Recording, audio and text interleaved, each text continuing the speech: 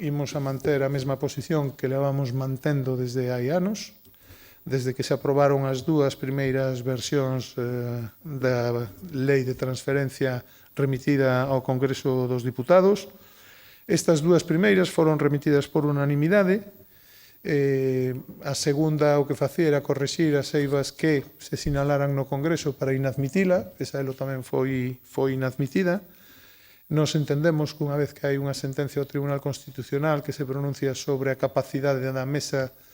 de aplicar os vetos de xeito automático que fai o Goberno,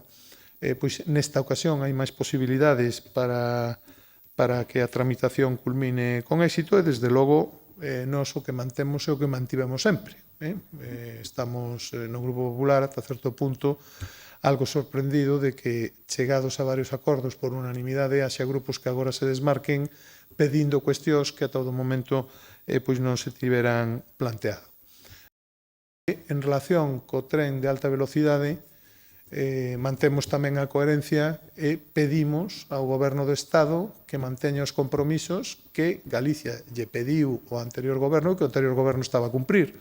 Fundamentalmente que manteña o calendario de investimentos ou de obras que faría posible que a finais do ano 2019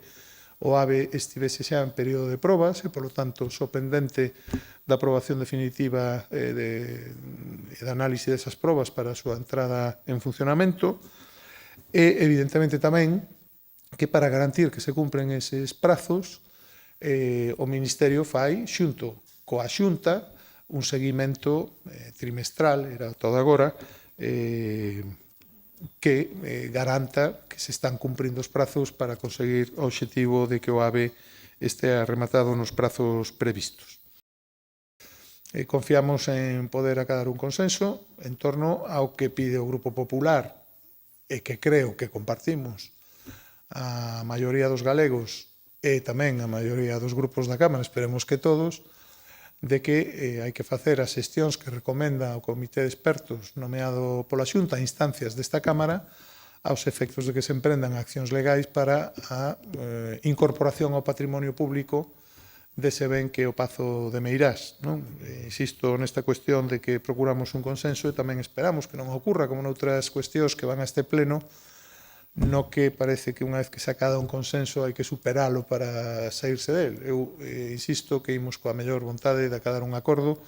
que reforzaría a Administración do Estado á hora de plantexar as cuestións xurídicas, as accións legais que plantexan os expertos. Insisto, uns expertos, xa o dixen no seu momento, de indubitable cualificación técnica, designados por unha pluralidade de administracións que van desde o Concello de Sada, pasando pola Diputación, ata a propia Xunta, pero tamén os colexios dos operadores xurídicos públicos de Galicia, como os notarios ou os registradores, o que lle dá o informe pois moita máis capacidade de ser respaldado. Como saben, o documento que presentou o Grupo Popular a través, insisto, do noso portavoz nesa comisión, José González, é un documento que abarca moitas solucións que van desde a ordenación integral do territorio rural, a mellora sobre o coñecemento dos propietarios do rural galego, a mobilización da terra productiva e a potenciación da Axencia Galega de Desenvolvemento Rural como axente mobilizador, unha decidida aposta pola planificación forestal con clara vontade de lograr un equilibrio entre o que é o interés medioambiental máis conservacionista e o interés económico, o máis productivista. Tampouco debemos esquecer as actuacións en materia de prevención e extinción de incendios. Neste ámbito propoñemos, como saben, que toda a política de todas as administracións orientadas á prevención estean coordinadas desde un mesmo lugar, desde un mesmo ente administrativo. E todas estas recomendacións, xunto coas que se incorporen da oposición, xuntadas á reforma do Plan Forestal sobre a que o Parlamento tamén se ten que pronunciar,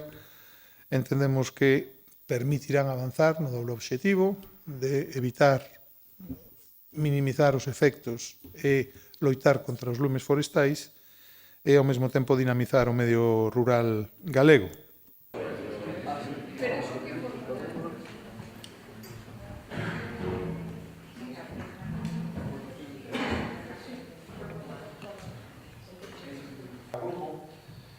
Entre elas, como saben, en primeiro lugar, opinión pública, non? Ten a tramitación do plan forestal. Bueno, gracias por vir a rueda de prensa para conta do tratado na reunión. A oposición E, polo tanto, o Goberno, que é quen, de acordo coa lei, ten ao plan forestal sin que estén as conclusións de... os demais participantes neste proceso de exposición pública, a propia Xunta xa ten advertido que vai incorporar